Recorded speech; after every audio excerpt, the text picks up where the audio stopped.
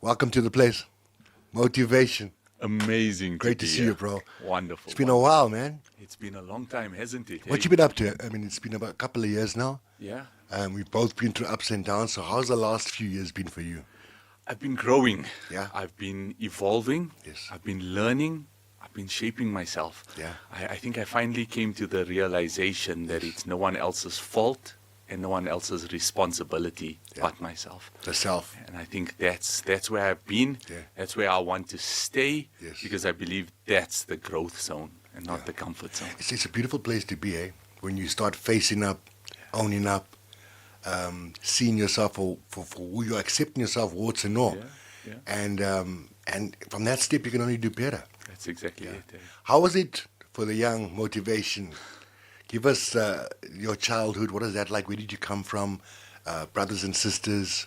I love that this is strength out of struggle. Yes, sir. Because really the reality is that's the only way you can get stronger. So we know in the gym world, You got to break down you got to break it, to right? get stronger. Yeah, you got to push. The heavier you go, the more resistance, the more you get stronger. Yes. The more you struggle, Yes. the stronger you get. Isn't it amazing? It's the most You got to beautiful- break down muscle tissue, eat the protein, sleep, and then it grows back stronger. It's exactly, isn't that just the analogy of life in Yeah. of itself, right? Yeah. Started off well, grew up in a little town called Azadville, Yes. out in the West End in Yes. Krugersdorp. Yes. Loving family, Yeah. amazing. We were like the picture family. Yeah. How many brothers and Unbelievable. sisters? I got a younger brother and an elder sister, so I was the Like middle me. child. As the middle times. Well, they say we grow up to be the best, so Hopefully, bro. 'Cause, hopefully, you know, hopefully. inshallah. So grew up middle child, but beautiful. Parents were loving, and it was a middle class family. Yes. We had everything that we ever wanted. We were never short of anything. Never thought in my life Yes. that there would be difficulty. As most teenagers, you go through thinking to yourself, this is life. I've got everything I need. Yeah. It comes to me. My food gets put in front of me. Yeah. My bed is made when it needs to be made. Life is good. Expectation, yeah. And it went on like that. And of course, in those moments, you have your dreams, you have your aspirations, but you never for 1 second Yeah. think that life's going to kick you down.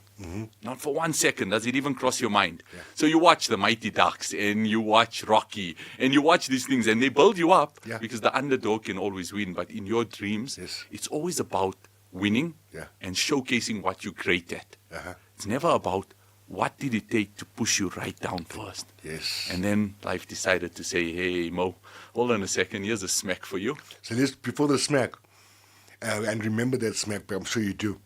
Like when you were young, how was there any exercise in your life? Because was there fitness? How was the eating? Because remember, we came from a culture where we didn't really take care of ourselves in that way. We mainly played cricket and stuff like that. Yes. Or soccer, different things. How was that for you?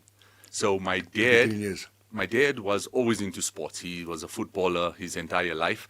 So I was always on the soccer field with him, always watching soccer, always running, always playing some sort of a sport. So Seeds from are planted 5 years there. old, Okay. it was soccer.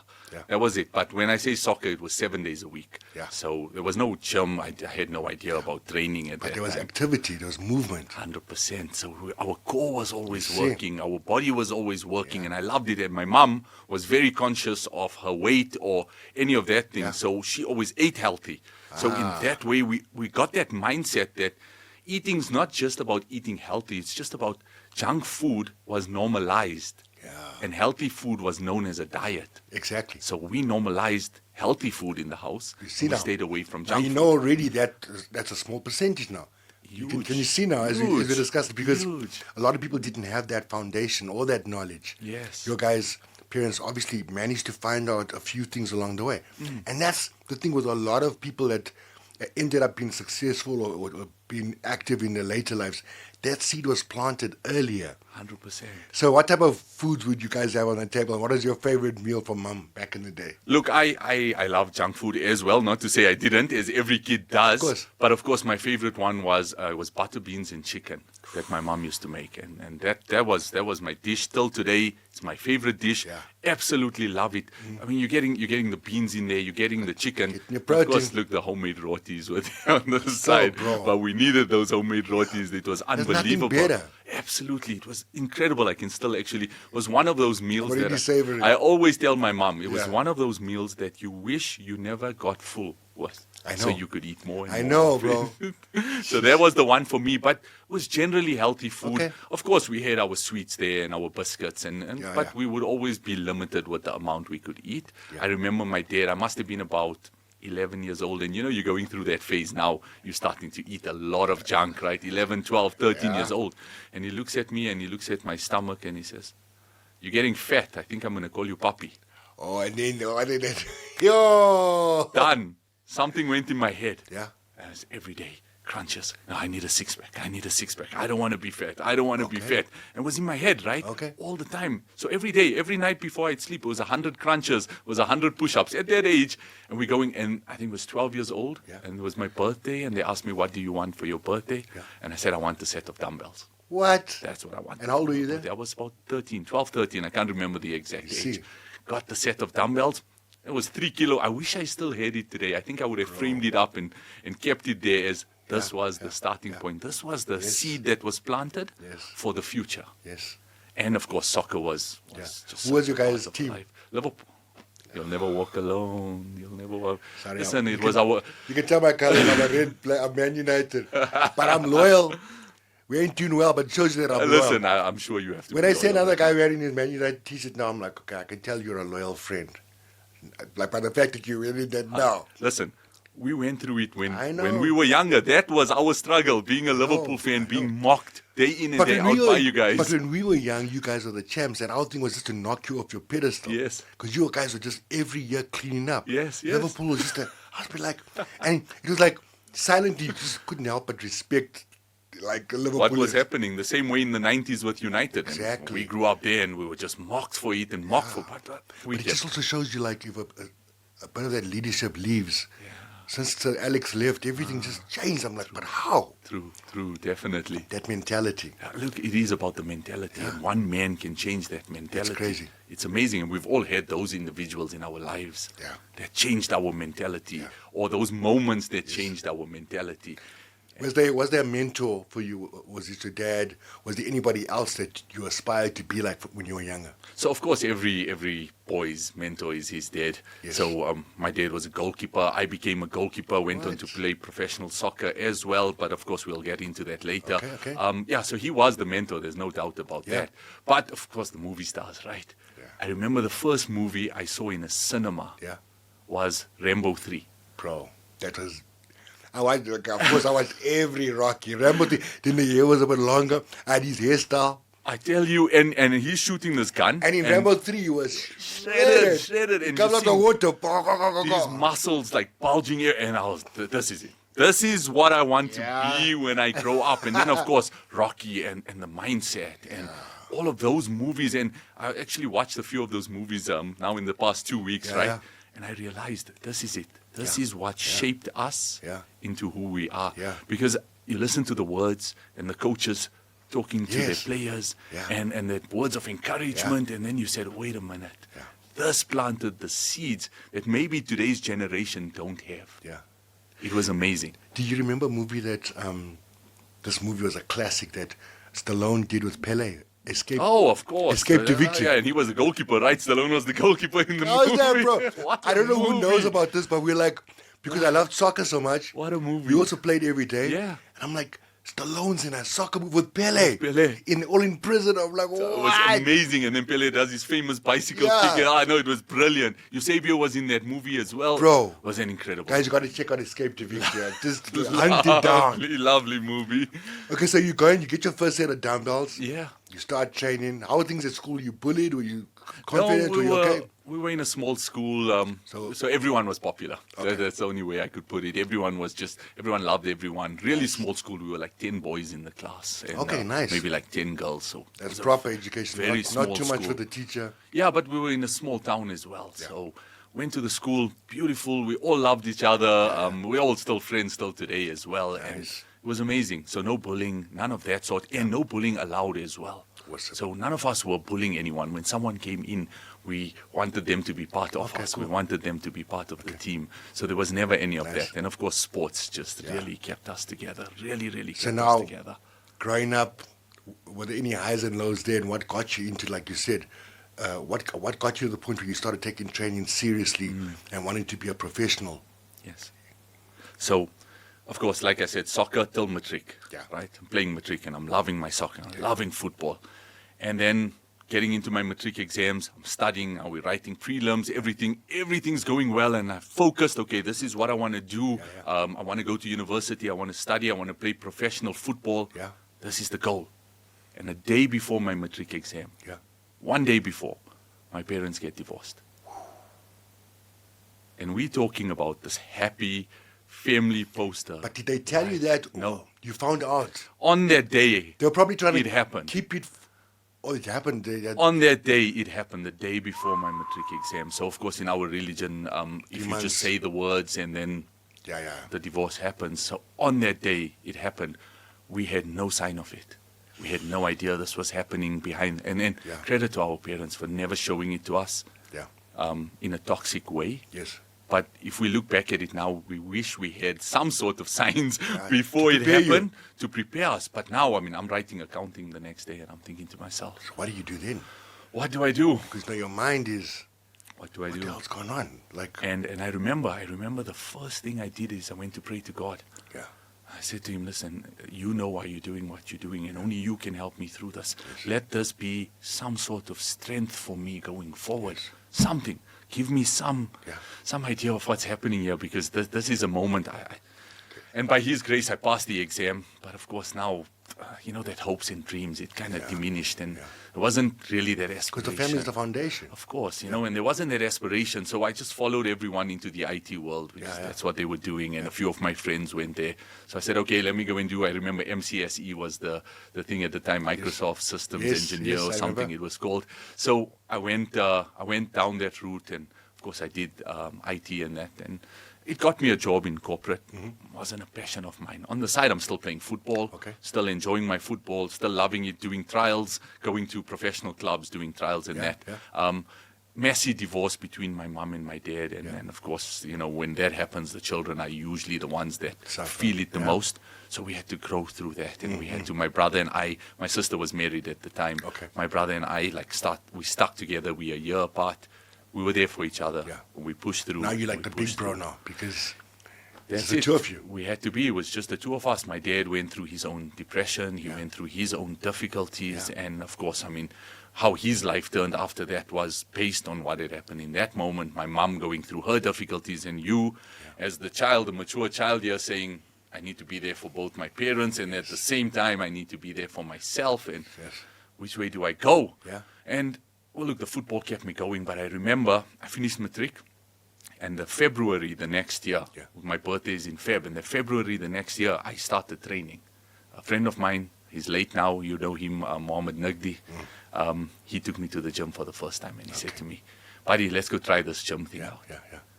And what's it been now? If that was in the year 2000, so it's 25 years now, I have not missed a workout. So what you probably found that while you were going to this, now we got science backing us up. The fact that you were still playing soccer and doing all those things, that kept you going. Because the release of all that oxytocin. So you're probably wondering, okay, I don't know how I'll get to this, but I'm getting to this. And I attribute the gym to saving my life. Of course, but the this thing is is- the way I put it. It actually did, because science is actually saying if you do this and this and this, like I went through depression also. I lost my dad when I was 5, being on ups and downs and not having money or food, whatever. But when I look back, I was like, oh my gosh. Like I was taken in by played soccer, but I was taken in by the basketball team. Somehow, my dad's network, I used to find out that people would say you're just like your father. He was like, he'd light up the place or whatever. Wow. But this one coach of the basketball team saw my brother once, and he was like, bring you and your brother to one of the basketball training sessions. I must have been about 8 and my brother 10.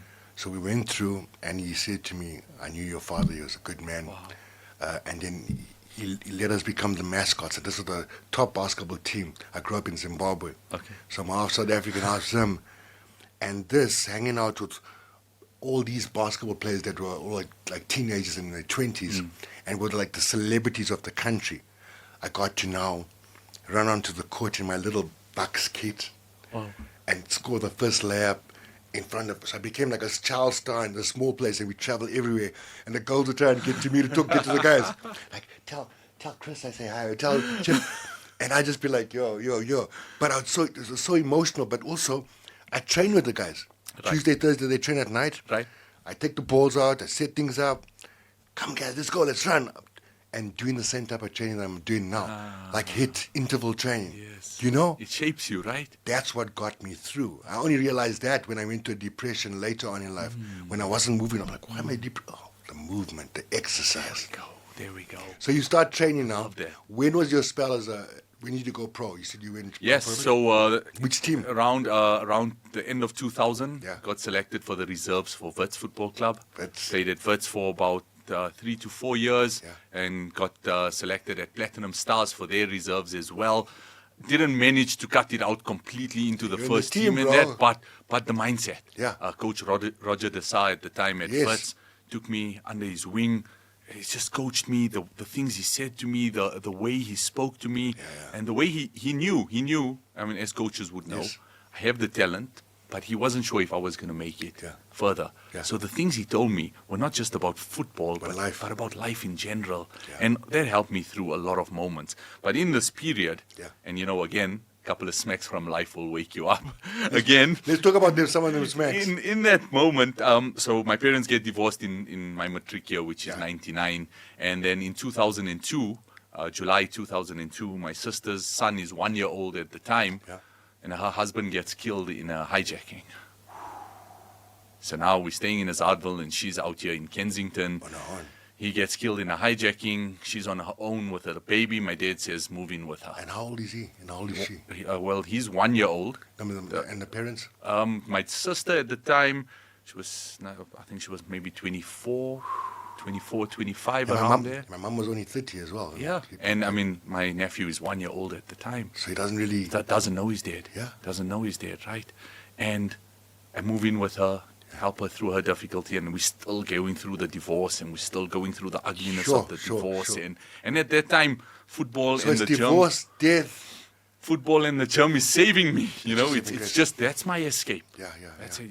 200 kilos will always be 200 kilos. It will never lie to you. Yeah. It will always be truthful Yeah, to you, yeah. right? That's my escape, and I keep going into it. And 2 weeks later, I move in with my sister. 2 weeks after I move in with her, get a call that my best friend passes away in a car accident. Yeah, bro. Now I'm sitting there and I'm thinking, Now it's to like a myself, domino like, effect. Why? Like, why? And I've been there as well. Like I said, I sometimes used to say before, I hate to say that I've been there too, but at this moment in time, I realize why.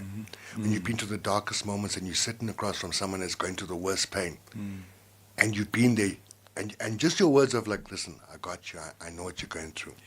That compassion and empathy it helps is you. earned. Yeah. You can't just have compassion. It's like you feel it. You can't just say it, right? You have to have walked in those Bro. shoes. You have to. So then now what? Now I'm sitting and I'm thinking to myself, which way? Which way, right? Yeah. My dad and my relationship's a bit turbulent. As at that age, you think you know it all. yeah. You're 20 odd years old. You're going through all this turmoil. You think you know it all. You think, you know what? He doesn't know anything. He doesn't understand the situation. Yeah. So it became difficult. It became really tough. And I met this woman in 2003, and we got married. Yeah. For me, it was, I just need to start my own life. Yeah. I'm You need your own Yeah, stability. I need my own stability. I need to start my own life. Yeah. The football went on for a bit after that, and I think my mind was completely gone. And of course, once you reach in the age of 21, 22, 23, and if you haven't made it yet Yeah. in football, then Yeah. like, it's not gonna get to where you want to. Working in the corporate world, I got married, was earning a bit of a salary, small salary at that time, because when they start you off, if you don't have experience, then forget about it, right? But it got me through. Yeah. And I hated every minute of it, right? And I thought to myself, no, I cannot see myself, and I'm not knocking off corporate. There are people who love it, and there are people who are place for passionate everything. about it, There's a place for and I everyone and respect everything. them completely. But Yeah. personally, it was not for me. Yeah. And I said to myself, no. Sat down, typed in my resignation letter, went to the CEO, and I said, I'm sorry, I can't do this. I had no backup plan. No backup No plan. plan B. No plan B. I had no idea what I was going to do. Absolutely no idea what I was going to do. But I just had faith that this moment is going to take me somewhere far. Yeah. I needed to take that step. And I took it. Now I'm married. I don't have a job. what do I do? Exactly. So I started selling supplements because I loved the fitness world. So now you've been training for how long properly at this point? At that point, 4 years properly. So now you like into Now your I'm shape. feeling a little bit of shape, and I'm training, and things are going well, and I look good, and I'm feeling confident about myself. Yes. Start selling supplements. Okay. And I open up a small little shop in Fordsburg. Okay. Okay, it's a little supplement store, and people start coming and buying because there wasn't the discount. There's no selling it. competition. I think Springbok Pharmacy at that time You're was. probably the only oak in the hood that was training Exactly, properly. exactly. So people would trust what I had to say, Yeah. and they trusted my product, and it started doing well. And I was like, wow. And I was passionate about it. I loved it. I went to the gym at 5 a.m., came back to my supplement store, opened that up, selling supplements to people, talking about the gym world. At that period, you realize like there's not enough information out there to educate myself in the gym world. I mean, I read Arnold's Encyclopedia inside out, frontwards, or and Muscle and backwards. Fitness or Then Flex you got a magazine. Muscle and Fitness magazine and that, and you just got a workout in there. You tried it out, Yeah. and that was, the internet wasn't as big as it is And that's now. what I was talking to Lance Jacobson about in my interview with him. And we like, back in the day, there was only a shop in Hillbrow that sold his magazines from overseas. Yes, Whether you wanted to have fashion or fitness, yes, line up there, or a shop in Santon. And they had Muscle and Fitness Pro every second. And then when Flex came, Flex was more hardcore, Yeah. an Iron Man. But Muscle and Fitness had everything about training, health, this, that. articles, and then you like inspiration that was Every written there. Everything was page, there. guy. So I had no information, and I wanted to grow in the fitness world. I needed to understand my body a lot better. Yeah. So then it was become a trainer or get a trainer. Yes. And then it worked out cheaper to become a trainer. At that time the courses weren't so expensive and that. And I did a short course, a 1-year course on training and learning the fitness, and I got my personal training diploma. Yeah. But I did it solely for myself. Yeah. There was no intention of going into the gym world. It was, I'm going to grow my And supplements. you know what certification? It's not as easy. They think personal trainers can only count to 20. Doing those courses. Geez, anatomy, Bro. physiology, gee. It was difficult. It Guy. was difficult. So I respect everyone who does anything in the education Yeah. sphere, because studying is not easy. Yeah. Studying is not easy, right? And like I got the degree. It didn't teach me much more than I needed to know also, but But just gave you the legal, almost the right to be like, okay, I'm certified now. exactly, it gave me that certification and credibility. Yes. But I went on, that went on from 04 till around 2009, 2010, where I was training at OLEDs. You and I used to meet there often. I was training The health and racket before. held and record before that. We were training every day, every morning, and different people would come up. You know what? Can you help me with this? Can you do this? Can you show me? Can I join you in your workout today? Yes. And then I said to myself, There's something in this. there's something in this. There is something in this. And an opportunity came for me at a private gym at the Splice Apartments. Okay. And I said, let me grab this opportunity. Let me start this on the sideline. Yeah. Maybe it can just tie up and I'll sell more supplements to clients that are coming. That's the way Makes sense. I looked at it, right? Yeah. And then I said, okay, started it. First 6 months, I had 2 clients. That was it. Yeah. Nothing more than that. And I was like, this is a tough game. Yeah. I'm working crazy hours, waking up at 5 a.m. for one client and the other client's at 8 p.m. Yeah. And I'm like, oh no, this is a tough life. This is not what I signed You up got to learn for. to run it as a business. Eventually, you start learning, okay, I got to structure this thing. Yes, and then it went on, and which of course then grew into Moetivation, which is there today. And I have my own gym, and I have clients that I see on a daily basis, and it just grew into a business. Yes. But the seeds were all planted then. Yeah. But in between that, there were moments of downfall. Yeah. There were moments of the gym closing down and me having to do something else on the side for that period of time, and then COVID closing the gym down as well. And COVID do shut you us do? all down, But eh? when you go back to my matric year, had that fall not had happened early in my life, I would never have realized that I wasn't made of glass and I did not shatter. All that stuff you went through as a preparation. Definitely. That's why they say the definition of luck is preparation meeting opportunity. I like that. I'm going to note that down. I promise you, I'm bro. gonna And note when that you down. think about it, I love that. there is no luck as they say. Yeah. Luck, the true definition, you put in the grind, and when that moment happens, you're ready to like go, boom. Yeah, exactly. What was it, Messi, who said it took me 17 years to become an overnight success? Yeah. So, And now they're talking about the 10,000 hours of 10 years. yeah. I mean, I know when I got the audition for the Jackie Chan movie, I'd been doing kung fu for maybe at that point properly 6 months.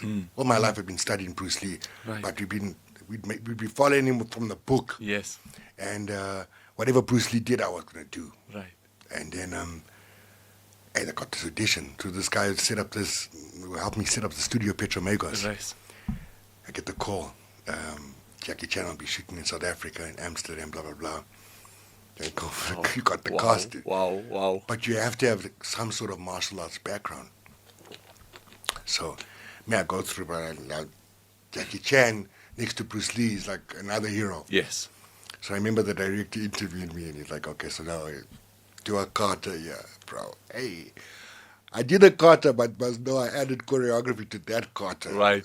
Shit Right. that I saw on TV. But it took you all those years. Shit that was coming, like something was coming on my mouth. I was just like, oh, that's a new move. But I was just trying to get that. I was so, Amazing. like, Incredible. this guy must have been like, this guy definitely wants the job. You know? Absolutely I incredible. was like so passionate. And you got it, right? Bro, when they gave me the call that I got the job, I was like, whoa, Wow. you know? And, It's those moments. Those are, we often look at the bad moments and we think to ourselves, why? But we don't see the goodness in it. Yeah. In the Quran, it says something so beautiful. It says, with difficulty comes ease. Yes. So not after difficulty, Yes. not before, but with the difficulty comes ease. And strength out of struggle. We just, That's exactly, it, we completely. just got to constantly look We for have it. been molded. You go from a place of victim where you're like, I had a tough childhood. This happened, not enough to eat. This was like my narrative for a while. We didn't have much. Dad died. This is that. Yeah. To now, like, actually, I had an awesome childhood, bro.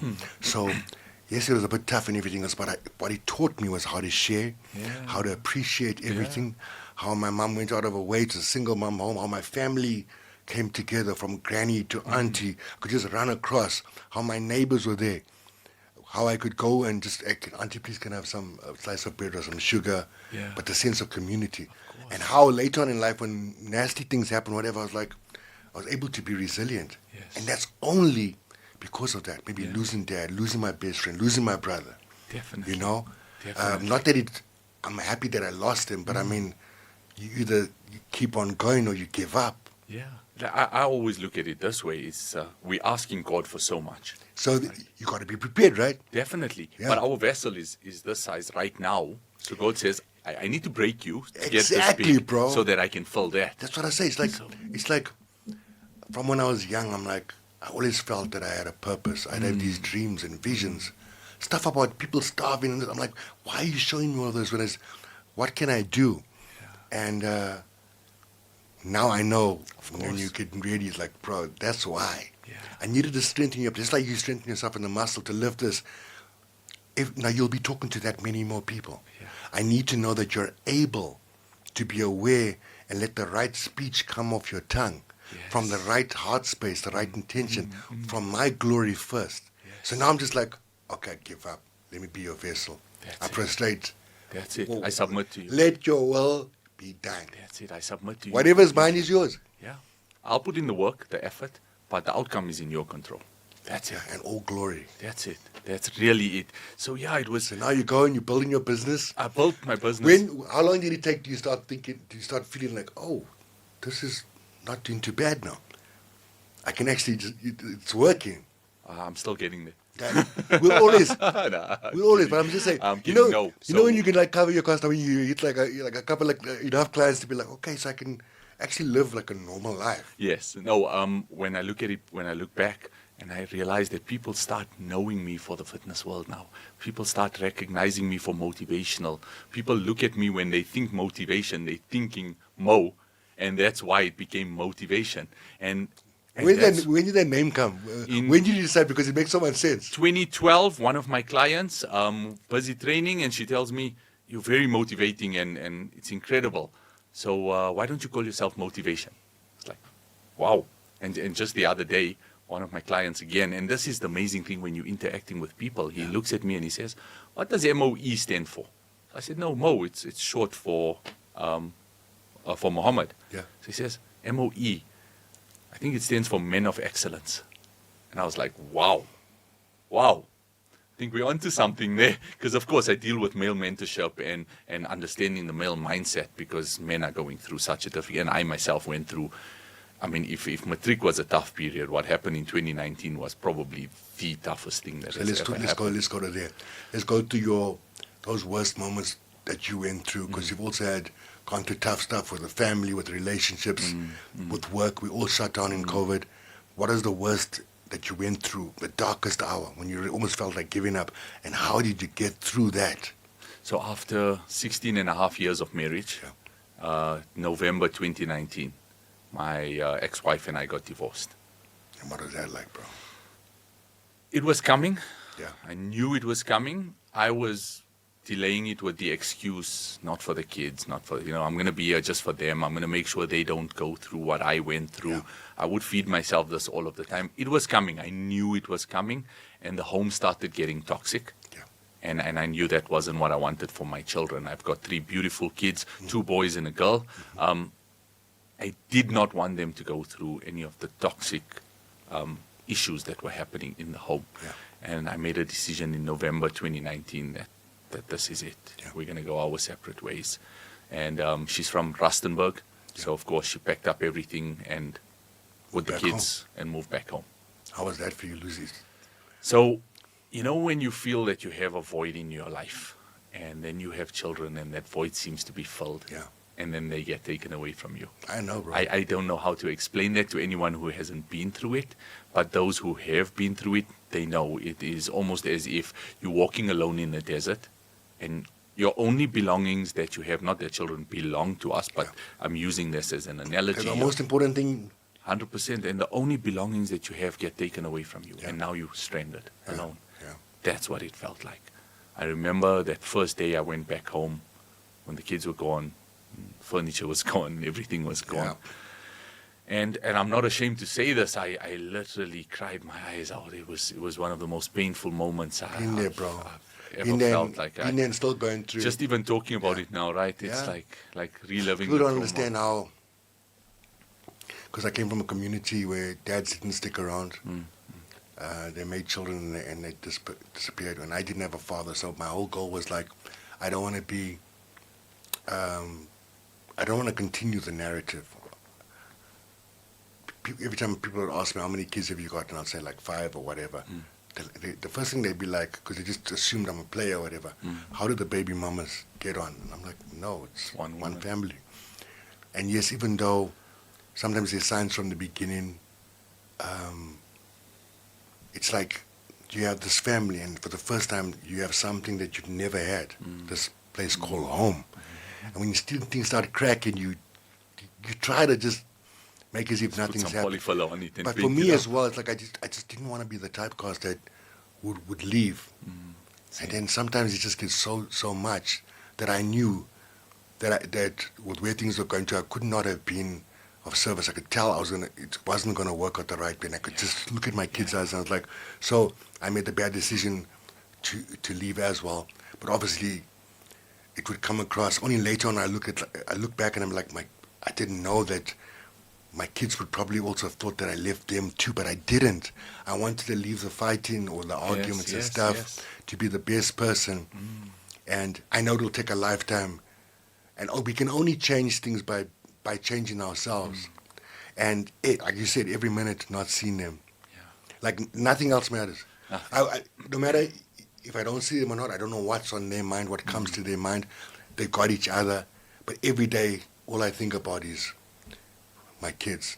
Every decision I make, I'm like, what will my kids think? The reason why I have not been in a relationship for so long, because I'm thinking, well, what will my babies think? Especially if you have daughters. What will they think? What will they feel? And it's all in God's hands now.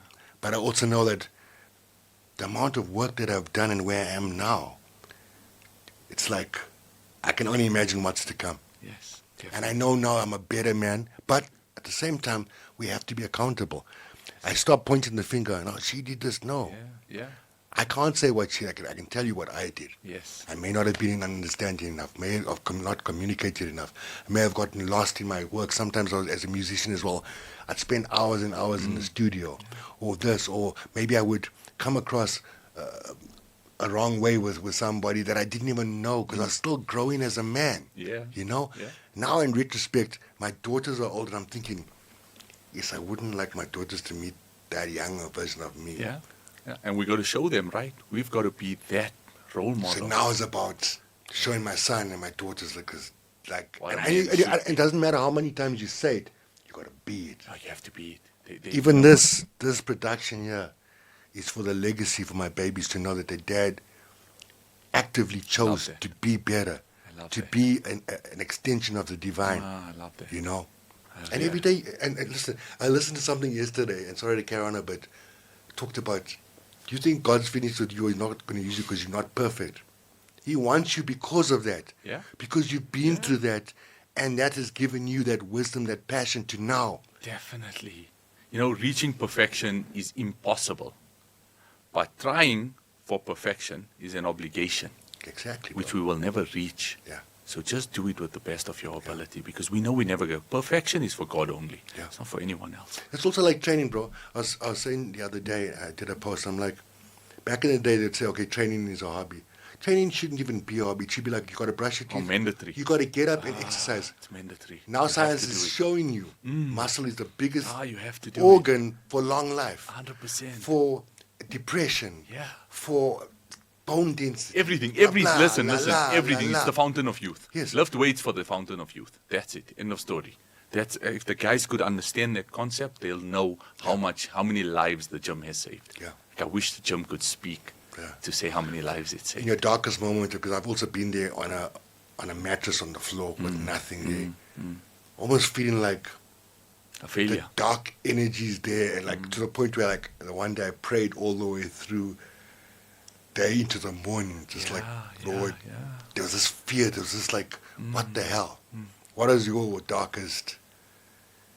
darkest hour? So I think that day when I came home, In that chaos. was the darkest hour I've ever had in my life. Really, the darkest hour I've ever had in my life. And no one can make you feel better, bro. Because only you and God. I don't even want anyone to make me feel better in that Yeah, moment. yeah. I don't want to hear anyone's words. I want to speak, but I only want to speak to the all-hearing, Yeah. not to anyone else. And I spoke to God that day, and I said, I know there's a reason for this, but I know you need me to do something about myself. Yeah. I need to change. Yeah. So I apologize for anything I have done wrong. Yeah. I ask for forgiveness for anything I have done wrong. Yeah. Whatever the journey going forward is, make it easy for me. Yeah. But I need time to heal. Yes. I need time to be away from the world. Yeah. You know, at that time, not to say we're celebrities or we're famous, but at that time, Moetivation was already a brand and people had known. And, you know, sometimes when we think the spotlight shines on us and we think everybody's watching us, you think to yourself, what are they going to say? What are people going to say? And I course. think one of the greatest lessons. That is the first step about like what will people think? Yeah, what will of they say? 'Cause course, you're still of course. in ego. Yeah, Still in exactly. ego. Full ego mode, right? And what are people gonna say?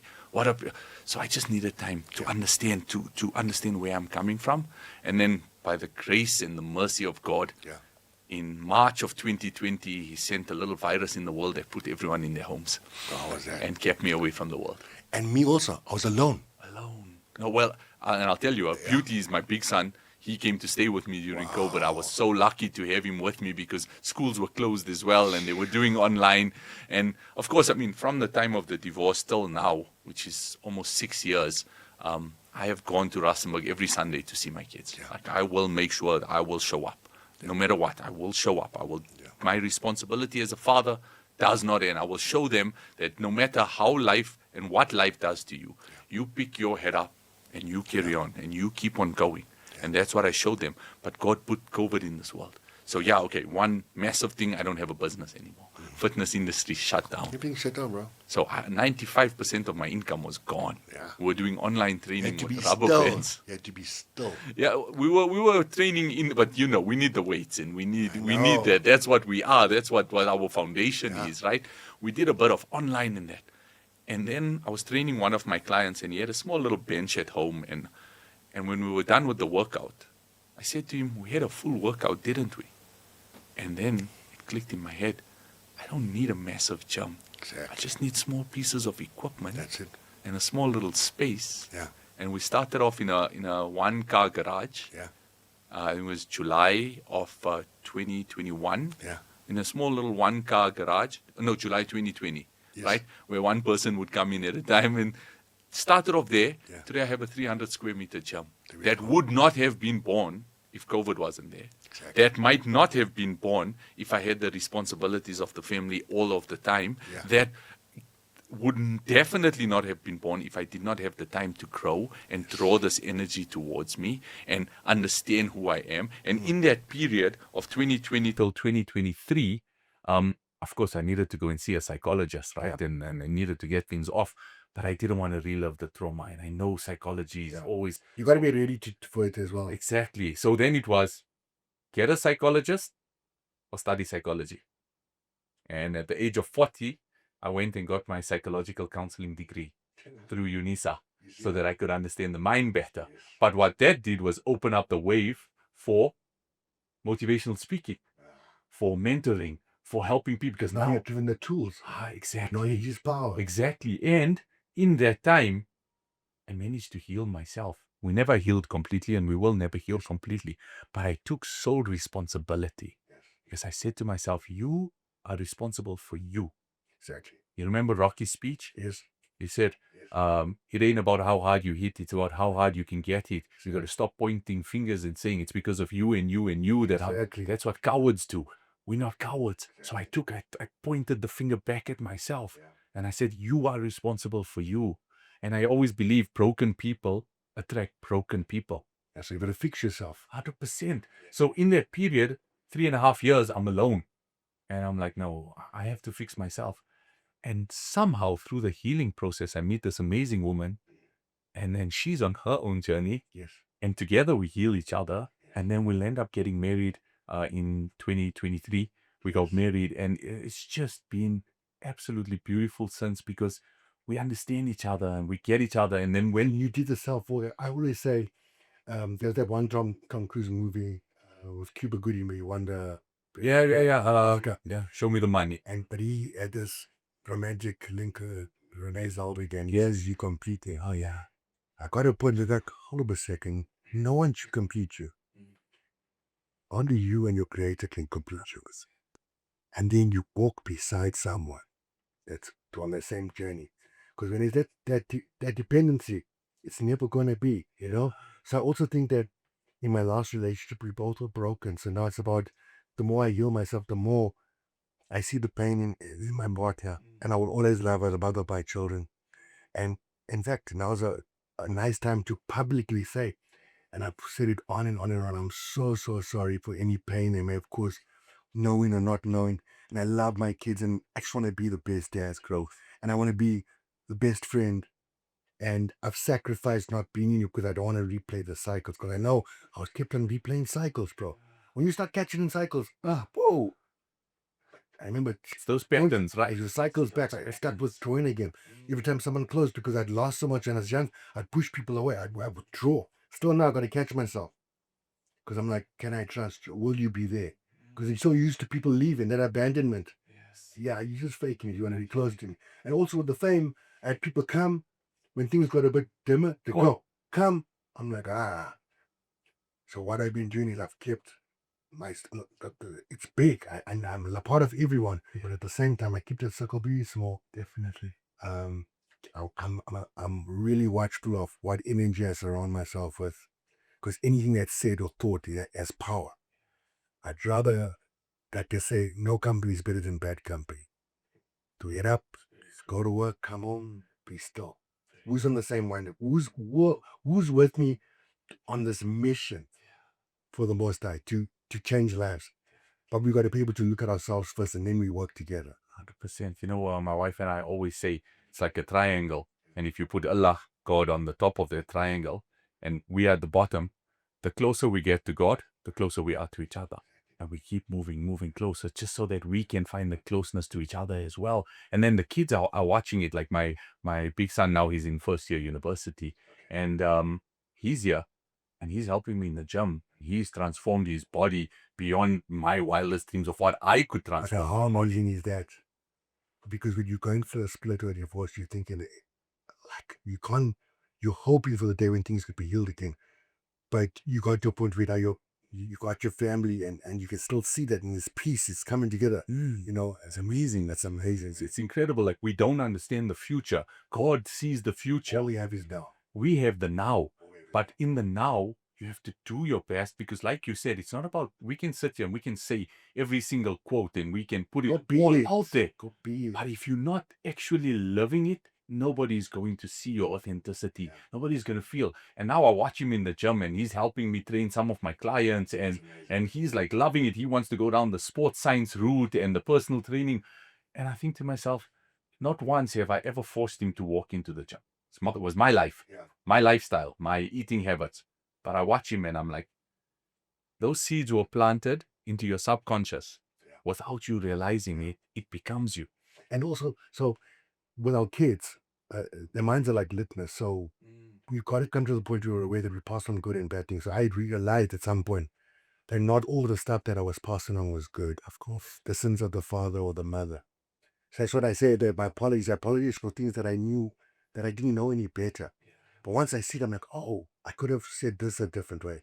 I could have handled that situation a different way. But I only know that now. It's okay. I can only do better now. And I wish that thing could. Anyone I may have met, or growing up fighting and defending yourself, sometimes you never wanted to be in a situation. I never felt okay with it. Sometimes you just have to do what you had to do. Look, we didn't know.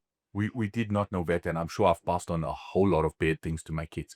I just hope that they learn to be able to differentiate between what's good for them that I've given and what's bad for them that I've shown. Yeah. And if they can differentiate that, they can grow, and then we can break this generational trauma. So with me, my one thing I say is that whatever that's probably passed on to me ends here now. Yeah, that's it. So rather, if they got to spend time away from me or this or he'll do whatever, it's okay. As long as nothing gets passed on to them. All I wish for them and for every other generation that's going through all this pain and trauma, which is why we is it must end here. You gotta get to a point of acceptance. But you also gotta accept your shadow. Because what will happen is I'd want to be so close to the divine, and then I get this like the Tourette's thing where I just be like, well, Yeah. who is that? Yeah. The opposite would pop up. Accept the shadow. And then I'd be like, what the hell happened? Then I try to overcompensate, until I accept it. I'm like, okay, so that guy is real. Look, Carl Jung says it, right? He'll kick your ass. So now that I acknowledge him, so I know how to keep him where he needs to be. He can come out when time is necessary, when we need to save lives now or whatever. So it also doesn't mean if you meditate that you must be messed with. Like you still get clapped from a enlightened person. Of course, right? Listen, most of the enlightened people are kung fu masters. So I'm just saying, don't come in front yet. Like let's keep it cool. But I mean, it's now for a greater cause. Yeah, definitely. Look, Carl Jung says it. He says, don't suppress the shadow side because it's going to grow more and more. Acknowledge the shadow side, and then through the acknowledgement, you learn yourself a lot better. Don't feed it, because by suppressing it, you're feeding it. Don't ever do that. Exactly. So now you're in a situation now, all these new insights, you're growing into this man, a lovely relationship. Now you're in this new venture of spreading and planting seeds in young minds. How's where you're at now, and what's the plan? What's the hopes for the future? So at the moment, motivating people, changing the mindset, using mind, body, and soul to come together. So it's not just about the body anymore. When I started in the industry, it was all about the body. It was about the way we looked. It was about, and then as it went on, I realized how important nutrition was. It's like, okay, wait a minute. All disease starts from the stomach. So let's see what we're putting in. Worked on nutrition. There was still something missing. And then I said, no. The mind is the one that controls all of that. So what is happening in the mind? And the beauty of the past 5 years is that we've been given the information now. Yeah. So when endorphins are being released, when cortisol is being released, when certain chemicals, serotonin, melatonin, when they're being released, why they're being released, how it makes you feel. Now you're understanding the food of the mind. And you understand that your eyes and your ears are gutters to your mind and your heart. So what you're consuming through them is what's going in there. So now we're feeding the mind, and then we're feeding the body. And then through that, we're using the body to be the machine that it can be. Can carry that higher vibrational self. Because whatever's planted here, like Robin Banks was on the show. He speaks about the mind is a garden. Now he doesn't differentiate between a good seed or a bad seed. You plant the seed, it's going to grow. But it's So weeds or rose bush. So we be aware of what we plant, what we take in, because sooner or later it's going to come out. And once put into word or it's going to manifest into reality. Definitely. I have a saying that I give in all of my talks. I say that your tongue is the pen to the universe. There we go. And your words are the ink. Yes. So if you're going to write it, Yes, that universe is going to serve that page to you at some point in your life. Be very, very careful. Be very careful. Yeah. Like it's so and it's so important. This is what I'm doing with the youngsters at the moment. I want to plant the seeds now so that they can take it and say, I remember this guy Moe once told me this, and that shaped my life. Exactly. And if we can do that with as many people as possible, then we can start shaping the youth of today. We can start shaping the men of today, because men are losing their place in society. So what's happened with feminism and women rising, and I love the fact that women are rising and women are becoming powerful. I absolutely love it. But what's happening to the men, the young men that I've spoken to, they're not sure where they belong anymore. So they are either degrading themselves to make the women feel higher, or degrading the woman to make themselves feel higher. And there's no balance in society where men know their role and women know their role. And when they come together, it's a powerful, powerful society. And another thing is, a lot of men, even our generation and beyond, they weren't given the tools. So let's say growing up, it was a male dominated society, and they were just taught to speak, put women down, wherever. Now, the problem happened is when the feminism grew, is these guys that had done wrong, like I said, even have not done right, women have, a lot of people, because of the embarrassment and shame, instead of going deal with it and be like, okay, so if there's something wrong with me, how do I fix it? They withdrew and disappeared and became silent. That doesn't take the darkness away. That means that thing is just festering and can get into bitterness. Yeah. So where the healthy masculinity comes, when you start becoming aware of self, that's what it starts with. Self-acceptance, self-awareness, knowing that we are all part of the same thing, the same organism. You hurt this person, you're hurting yourself. All connected to the divine. And also going to do the work on yourself, and then speaking to other men that are also not perfect, that are working on it. And then once you pass over and you have acceptance and you know, okay, it's actually not bad to be saying, like, I'm sorry, I didn't know better. A lot of guys aren't even getting to the point where we get into it, like, we've self-corrected. We've realized that at some point we weren't gentlemen or who we choose to be now. Yeah. And that's the inspiration. You need to show these young men. Not just tell them you got to show them, but also they need to know who are you to tell me. I'm like, yo, I've been an asshole. I've been the worst. Yeah, definitely. But God pulled me back and He made me see. And now I'm doing better. I'm here to reach you because we can stop these mistakes. Definitely. We can change the cycle. We can change the cycle. And you know this. Together. You know this more than anyone else even, is that when they look at you and they see someone with a physique, they're willing to listen. So the training that we did to shape the bodies, gets in the door. It gets us in the door, and it opens. All of a sudden, you walk on stage with a presence, and then everyone's listening. But normally, what happens is they just get this jock fight. Guy walks in, it's all muscle and all ego talk. Like I said to you even before the interview, we got to show our vulnerability. There's power in being gentle. There is. I never thought I'd get to the point where I'd be like, yes, you can do this, but you strike someone, like, oh, whatever, it's going to come back harder. You'll never be the strongest on earth. But in gentle, in love, that's the most powerful thing. You can raise a whole generation. And so you can be strong, you can be healthy, you can be wise, and you can be knowledgeable. So true. You know, if I can tell all the viewers, all the listeners as well, there's a book called The Mask of Masculinity by Lewis Hausen. You know, Lewis is one of the best podcasts. Yeah, one of the best podcasts in.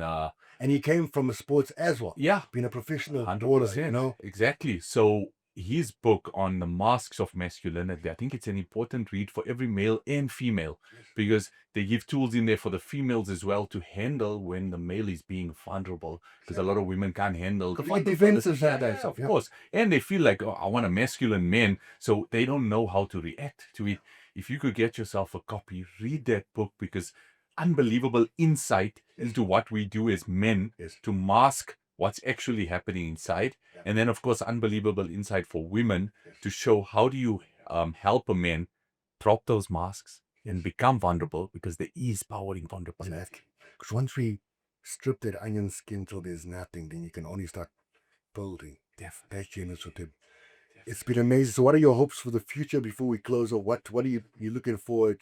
What are your hopes for your future, for the family, for the work you do, and for everything around us? I want the family. I want to have children that do not have to heal from me, because I've healed from myself. Yeah. So I would hope that they don't ever have to heal. No more issues passed on. No more Think issues about- passed on, and they continue to grow. I want to keep my wife happy. I hope she's happy with my growth. I want her on this journey with me. I have two loving parents. I want to be there right till the end. I want to. Oh, and by the way, and I want your mom's chicken beans. Carry just so you know, carry on. Just let them know. Exactly. Mom, I'm coming round. Get those rookies Done. Yeah. But I want my parents to be. I want to be there till the end for them as well. I hope God gives them a long life. I want to serve them, because I think that is what our sole purpose is here, to serve our parents who served us when we were younger. I want to serve them, but I want to inspire a nation. I want to inspire the youth. I want them to know that as difficult as it is, There's a way. you are special. Yes. You are amazing. You are incredible. And the reality is, when we start having that self-belief, that's the starting point of self-actualization. By just knowing that God is there, He's watching us, and each one of us is an important part of this entire system that God has created. So never for 1 second think that you're not important and that you don't have a place. Because if you see how many ancestors it took over 12 generations just to get you here, 4,000 and something just to get you You're here. the culmination, like in the movie Hammerstead, the guy at the end of the movie, there were slaves taken across, and he couldn't say much English, but what can I say? And he said, at this point, I stand for everyone that come before me, and I do mean this, because I come from I grew up in a small area called Arcadia in Zimbabwe. My grandfather, my family come from Cape Town, and then I was made in Zim, and that's where but this hood that I represent, only a few have gotten out, and if people are watching me in there, and just to let them know, yes, anything is possible. You gotta just believe, put God first. It's like consistency, discipline, and it's just be present every moment. Like give thanks, gratitude for everything, because anything added is more and more. Definitely, definitely. It was Pep Guardiola. I don't know if you heard his speech the other day when he got his doctorate at the University of Manchester. And they asked him about the Palestine issue that's happening. And he said it so beautifully. He says, like, I cannot sit back and keep quiet about this. I cannot sit back and just let this happen. I have children. What if it happened to my children? And he said, it reminds me of the story of the forest that was on fire. Yeah. And this little bird, and all the animals are panicking. And this little bird goes to the ocean, takes a drop of water in his little beak and drops it there. Keeps going. And the snake laughs at him. And the snake says to him, it's not going to make a difference. A little bird says, I know it's not going to make a difference, but at least I'm doing my part. Exactly. So we all have a part to play. And I want these youngsters to know. I want the men to know. I want the women. I want our society to know. We all have a part to play. Don't ever put yourself down. You are important. I love earlier. As a representative of the bloodline of Prophet Abraham, and we all come from that, and we're fighting with each other. It was never meant to be. I pray for the moment where we could all come together, brothers and sisters. We may not like each other, but to understand, give each other compassion, empathy, and just live in love. In closing, what's the definition of a fit life to you? The definition of a fit life is the alignment of the triple H's. The alignment of your head, your heart, and your hand. So you have positive, good thoughts. You have the cleanest of intentions, and it comes out in the best of actions. And that, for me, is the definition of a fit life. Bless, bro. Listen, I thank you for coming on, my brother. Someone to give you your flaws and still let you know that the universe sees you. Witness you. Keep on going from strength to strength. Look forward to us working together and partnering on doing this. I appreciate it. Guys, thank you for joining us on Strength Out of Struggle Fit Life. Keep reaching for the stars. Put love first. Attitude of gratitude. Bless. We are.